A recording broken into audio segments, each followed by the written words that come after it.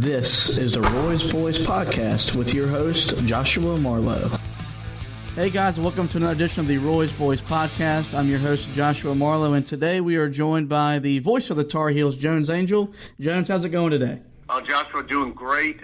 Really enjoying a little bit of a slower time, although just trying to get a couple loose ends tied up here before the end of the academic year at UNC, and then get into summer mode, get a little bit of time off, and then get ready to do it all again. So really had a terrific year this past season following the Tar Heels around, and looking forward to getting it going again here soon. Yeah, let's go ahead and let's discuss the year that was 2018-19 for Carolina basketball. For many programs, 29-7 isn't bad. You made the Sweet 16, you went 16-2 in arguably the sport's toughest conference. But for Carolina, it's kind of seemed as a disappointment. You called almost every game. You're around the program on a daily basis. What was the season in your eyes? Well, I think it's hard to call it a disappointment, certainly. I mean, you got to remember how hard that tournament is to win, and the fact that only one team gets to do it every single year. And so when you're at a place like Carolina and you expect to achieve excellent results all the time, certainly you hope to be in the Final Four discussion every single year. I think Carolina was in that discussion, but they just unfortunately ran into a really hot team in Auburn in the tournament, and Carolina didn't play very well that game and had a couple guys that were sick, and I do think that affected their play. And that's just the reality of the NCAA tournament, is that you only have one game to play and you have to be at your best every single time you go out. But to let that define the season, I think would be a mistake. I think the Tar Heels really showed some tremendous growth as they moved through the year. This is a team that was playing its best basketball near the end of the season, a team that I thought really got better and better and better as the year went along, had some really exciting wins throughout the year, and I think positioned itself to have a deep run in the tournament. And again, just ran into a bad matchup and a hot team and didn't play very well, and sometimes that happens. And so while certainly Carolina felt like it had a team that had the potential and had the ability to play a couple more games in that tournament and be successful, more successful than it was in the tournament, I think to look at this year as anything less than a really exciting year and a really positive year for Carolina would be a mistake. You mentioned the way the team developed from November to December. A lot of that's a credit to Roy Williams and the coaching and the job of the coaching staff. Was this probably Roy's best coaching job, or do you still lean to that 05-06 when Tyler Hansbrough was a freshman and he's still tied for first in the ACC and they just had another early exit? Where does this season, in terms of his coaching, rank for his time at Carolina? Well, I think the good part about it, Joshua, is that it is just the norm. I mean, it doesn't. We could sit here and go through every single season that Roy Williams has been in Carolina, and I'm guessing outside of that 2010 year, where the Tar Heels really had a tough season and suffered some key injuries during that campaign.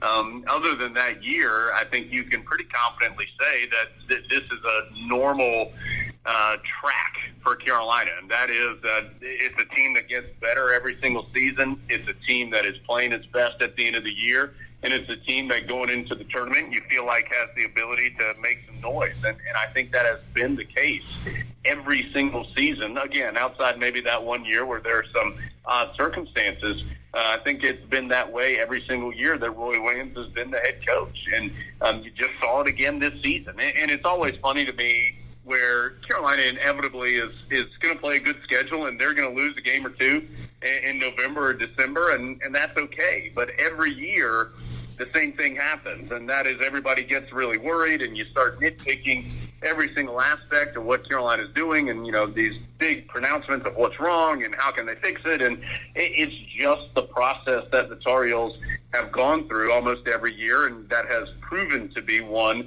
that is successful for them. And you certainly never want to lose, but if you're going to take some lumps in November and December to then be playing your best in February and March, and hopefully April, I think everybody's okay with that. And so, was this Coach Williams' best coaching job? Maybe, but I think you could sit there and pick out every single year at his time in Chapel Hill and talk about something outstanding that he and his staff were able to do with those particular teams. Now that the course of the season has concluded, we know that Nazir Little and Kobe White declared for the NBA draft as one-and-done freshmen. Where do they rank for freshman players under Roy Williams? Because they didn't win a national championship and all that, whereas like Tony Bradley won and left. Marvin Williams won a national championship and left. So are these still really – I mean, they're going to probably be lottery picks. Where they're standing under Roy Williams as freshmen? Joshua, I don't know. I don't know if I'm or anybody's. I mean, we could all just make up a list and put it out there, and that's fine. But I think both Nasir Little and Kobe White had terrific seasons for Carolina, and in different ways. I think for Kobe, it was so much was put on his plate as far as being the starting point guard at Carolina. And when you're the starting point guard at Carolina, you're expected to do a lot of things. And Kobe was able to handle all of those things relatively easily. There were some bumps in the road, as you would expect, but for the most part, he played at a consistently high level all season long and improved in areas in which he needed to improve. He got better taking care of the basketball. He really elevated his defensive play, although he was never bad defensively during this season. And he continued to really find, I think, an impressive balance between being a guy who is a score-first point guard and then also being able to distribute to his teammates and get other guys involved. And he didn't lose that outstanding offensive ability that he just as an individual has. He kept that, but then was also able to keep other people involved in what they were doing. And so just a terrific year for Kobe White. I can't wait to see what he does at the next level, and whoever drafts him is not only getting a great player, but just a first-class person.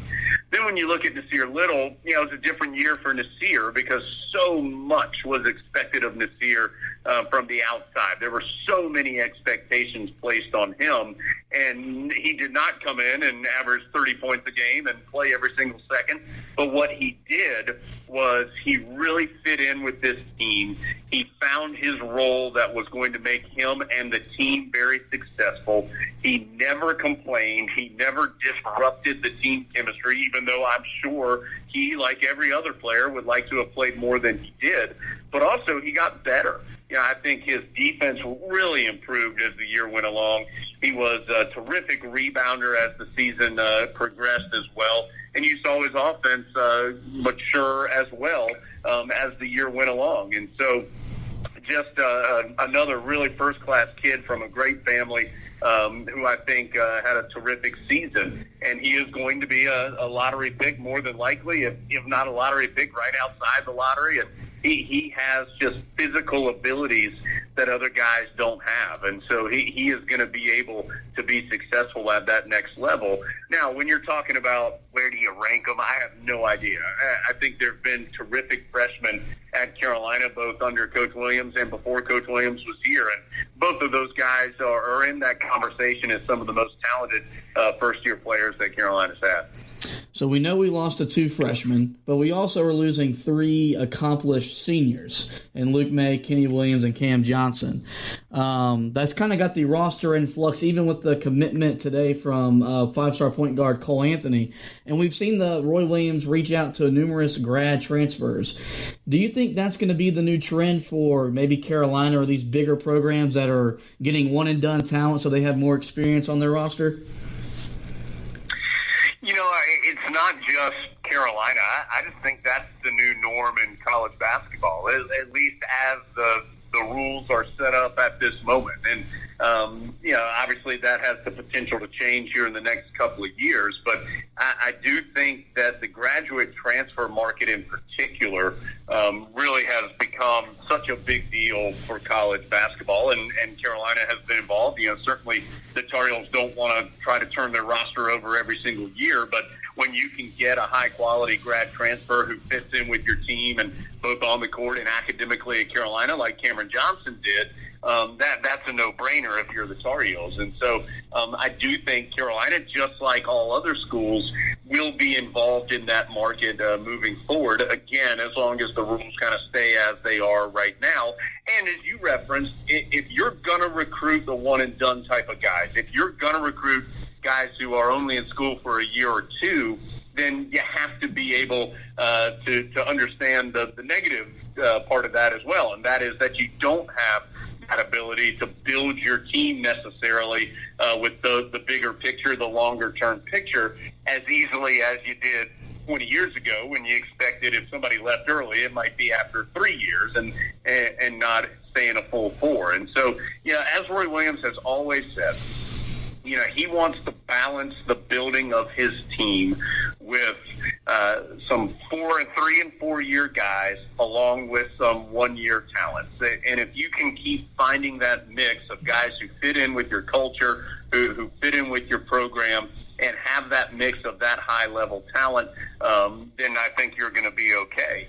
Now, I also think for the Tar Heels this year in particular, maybe a little trickier than others, because not only did you have your 2 one-and-done players, but as you mentioned, you lose 3 seniors who are really high-level contributors, and it won't be that way every single year. You'd love to have them, but you aren't necessarily going to have 3 seniors who start and are key contributors every single season. And so I do think maybe this year more than others for the Tar Heels, they are experiencing some heavy turnover.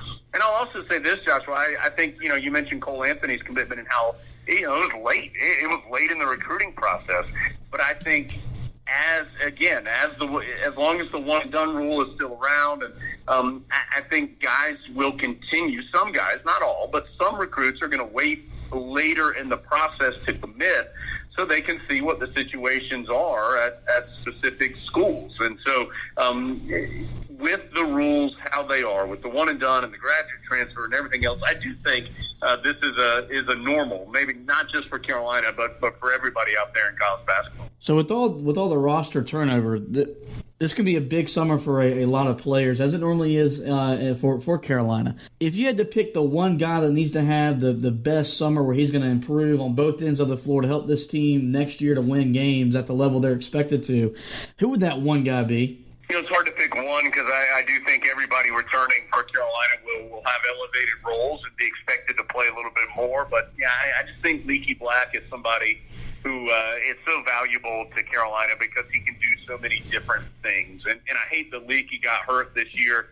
not just because I really like him and think he's a first-class kid, but just the fact that he was unable to continue to grow the way that he and Carolina wanted him to through that back half of the ACC season. And it really came at a time, that Georgia Tech game in kind of mid to late January, where you really started to see, you were thinking, man, Leaky Black's really starting to make an impact almost every time he's out there on the court. And you could see that growth occurring. And then for it to just come to an immediate stop, and that was really frustrating. And, of course, Leaky still worked on his game best he could and did things to continue to better himself.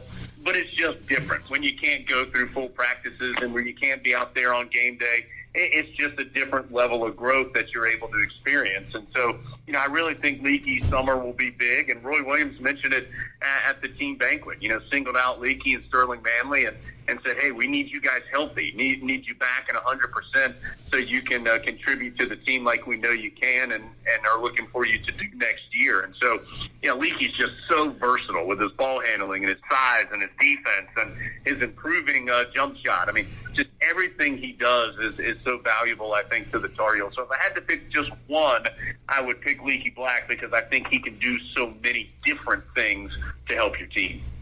You mentioned the team banquet, and you were at that event that happened, I think it was last Wednesday. Can you just give us some insight what it was like? I know it's always a fun night for Carolina basketball. Whether you win a national championship or not, it's kind of the last team event they'll do. Can you just tell us, give us some fun tidbits that happened at the banquet? Well, Joshua, I think it was, as it normally is, it's just a very, I'll use the word intimate event, in that it's just kind of, it's the guys and the coaches and staff members and their families and a couple of select other people around the program.